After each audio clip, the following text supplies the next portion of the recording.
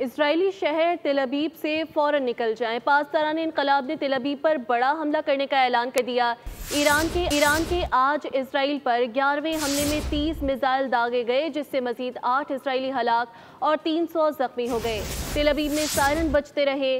حیفا بندرگاہ اور دیگر شہروں پر میزائلوں کی بارش سے وسطی اسرائیلی دھماکوں کی آوازوں سے لرز اٹھا۔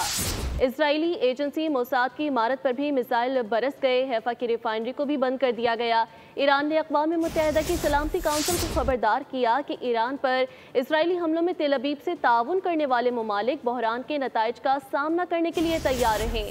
4 روزہ جنگ میں ایران کے 224 جبکہ اسرائیل میں 24 شہری مارے جا چکے ہیں۔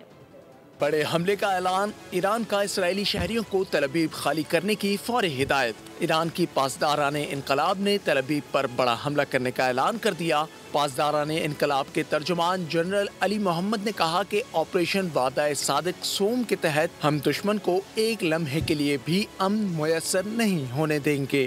ایران نے صبح سویرے اسرائیل پر ایک اور بڑا اور شدید حملہ کیا۔ تل ابیب میں سائرن گونج اٹھے، جبکہ اسرائیل کے کئی شہروں میں ہائی الرٹ نافذ کر دیا گیا۔